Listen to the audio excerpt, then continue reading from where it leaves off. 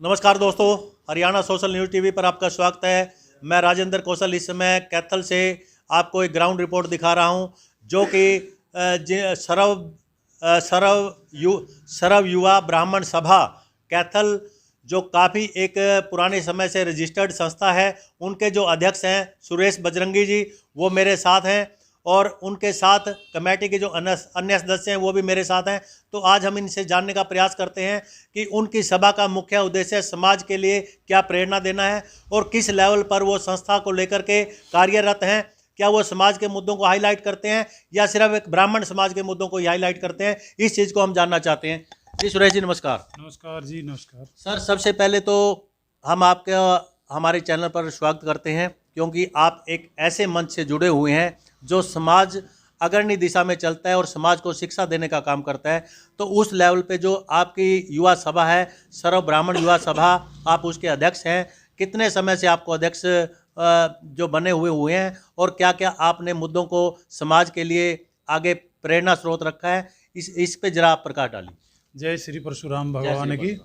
श्रीमान जी, 5 साल से हमारी जो युवा की संस्था है कैथल में रजिस्टर्ड है, उसका कार्य चल रहा है। प्रथम 3 वर्ष मैं प्रधान रहा, उसके बाद राजू डोहर जी 1 साल के लिए अध्यक्ष रहे।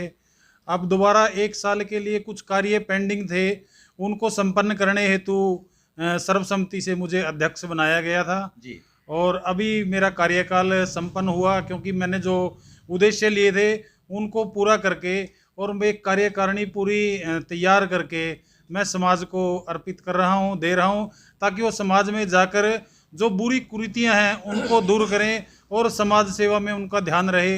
इसी विश्वास के साथ मैं कल एक ब्राह्मण युवा सभा की मीटिंग है सर्व ब्राह्मण धर्मशाला सिवन गेट में, वहाँ पर हम सर्वसम्मति से एक अध्यक्ष का चयन करेंगे।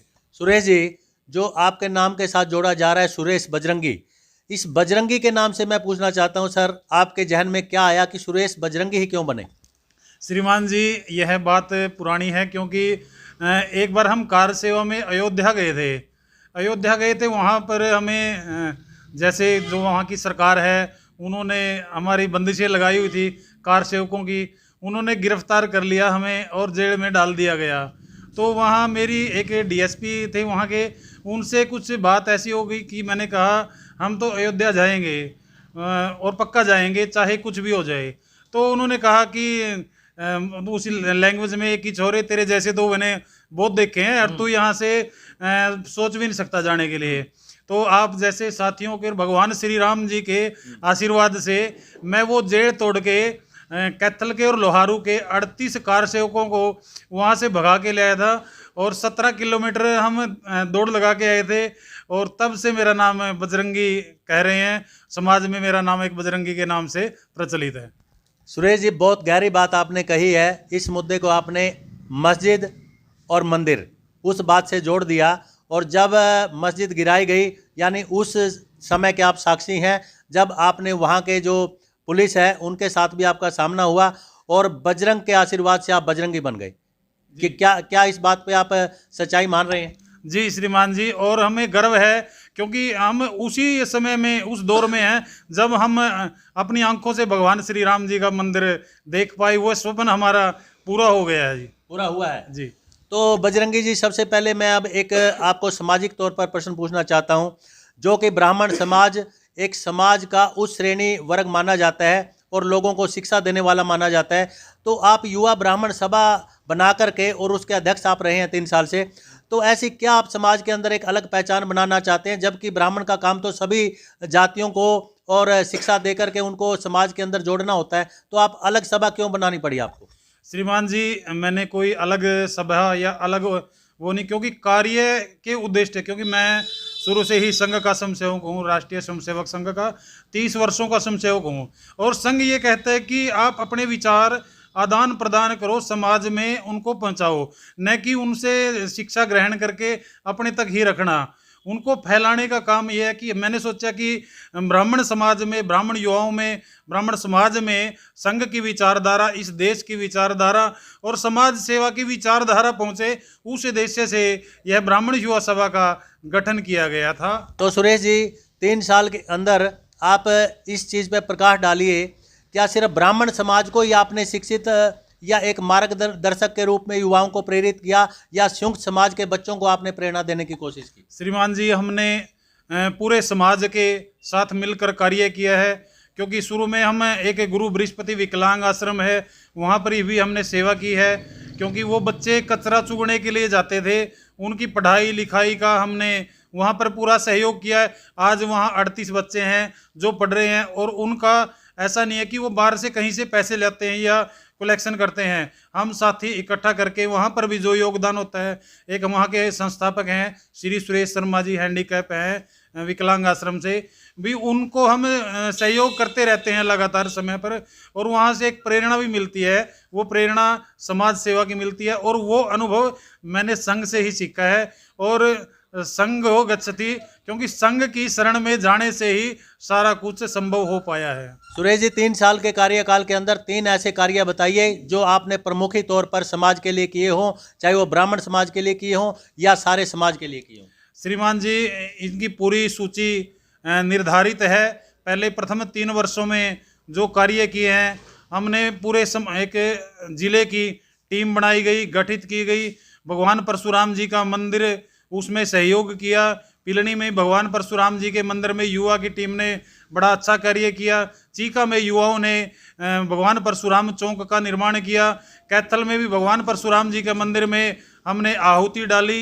शहीद चंद्रशेखर आज़ाद चौक अंबाला रोड पे उसका निशान लगा हुआ है। हमने डीसी साहब से और विधायक जी से भी उनकी परमिशन ली हुई है, और जल्द ही वो भी अभी मंत्री जी मूलचंद शर्मा जी आए थे, उनको हमने एक पत्र दिया है, और जल्द ही वह बीच में स्थापित कर दिया जाएगा।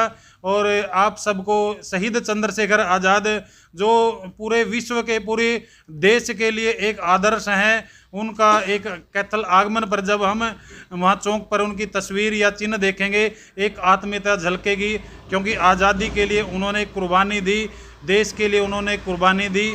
ऐसे समय समय पर हम कार्यक्रम करते रहते हैं। शहीद विकास भारद्वाज जी की जन्म और उनकी पुण्यतिथि, शहीद चंद्रशेखर आज़ाद, शहीद भगत सिंह, सुभाष चंद्र बोस जी, अन्य जितने भी महापुरुष हैं, हम उनके कार्यक्रम उनके मनाते रहते हैं। 15 अगस्त, 26 जनवरी, अनेक ऐसे पर्व हैं जी जो हम 5 सालों से हम मना रहे हैं, क्योंकि 3 साल का पहला कार्यकाल और एक का अब 4 साल, और 5वें साल के दूसरे भाई थे राजू जी, वो अध्यक्ष रहे, उन्होंने भी बहुत बढ़िया काम किया। हम सब ने मिलकर एक परिवार की तरह काम किया जी। तो बजरंगी जी, एक क्वेश्चन लास्ट में मैं कर रहा हूँ, क्योंकि आप युवा ब्राह्मण सभा के एक प्रेसिडेंट के तौर पर आपने कार्यकाल को अपना पूरा करने जा रहे हो, तो ब्राह्मण समाज का काम समाज को तोड़ने का है या जोड़ने का है? श्रीमान जी, ब्राह्मण समाज हमेशा ही पूरे समाज को दिशा निर्देश और नेतृत्व करता आया है, और ब्राह्मण समाज का कार्य है समाज को जोड़ना, न कि तोड़ना। और हम जोड़ने वाले के साथ हैं, तोड़ने वाले के साथ नहीं। तोड़ने वाले का विरोध करेंगे और जोड़ने वाले का समर्थन करेंगे। तो बजरंगी जी, जो समाज की अन्य जातियां हैं, इस 3 साल या 4 साल के कार्यकाल के दौरान कोई ऐसा पॉइंट बताइए जब आपने दूसरी जातियों के लिए कोई शिक्षा देने का या उनके लिए कोई सामाजिक तौर पर उत्थान का कार्य किया हो। श्रीमान जी, जो 38 बच्चे मैं बता रहा हूं आपको, वो दूसरी ही जाति के हैं।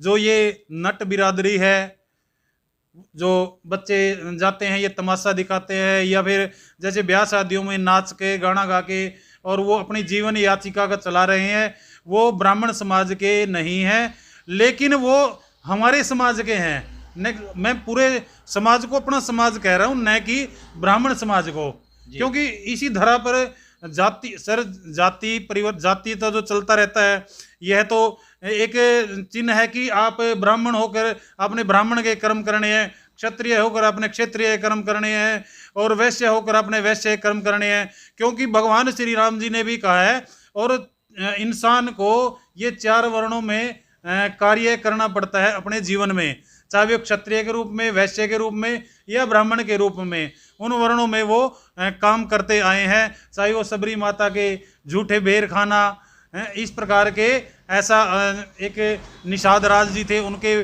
पाँव धोना, उनसे वो करवाना और माता सबरी के सेवा करनी। सुदामा जी का और कृष्ण जी का संवाद ऐसे आता है कि भगवान कृष्ण जी ने उनके मुट्ठी भर चावल के लिए लोक दान में दे दिए भी।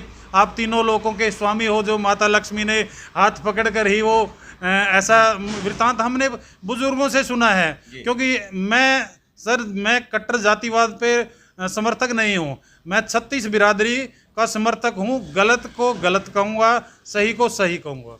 अच्छा बजरंगी जी, लास्ट में एक क्वेश्चन आपसे कर रहा हूँ कि जो आप जैसे एक आपने फिल्म देखी होगी एक दिन का मुख्यमंत्री, तो आज आप एक दिन के जो है ना अध्यक्ष हैं, आज के बारे में आज क्या करना चाहोगे आप, जो टॉप लेवल का आपका सर्वोपरि कार्य होगा? श्रीमान जी, मैं तो आज वैसे तो क्या ये जिम्मेवारी है और दायित्व है, दायित्व निर्वाह मैं पूरे समाज से यही एक हाथ जोड़कर प्रार्थना करूंगा कि आप सब समाज सेवा में तैयार रहें, देश सेवा में तैयार रहें।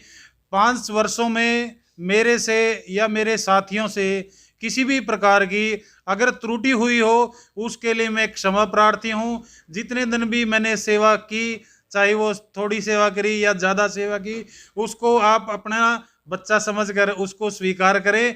और मैं आपके साथ हूँ, आपके दिलों में हूँ, आपके चरणों में हूँ। मैं आपको नमन करता हूँ। जी दोस्तों, अभी हमारे साथ थे सुरेश बजरंगी जी, जिन्होंने 3 साल पूरा करने के बाद कार्यकाल, उसके बाद फिर इनको मौका मिला अध्यक्ष रहने का।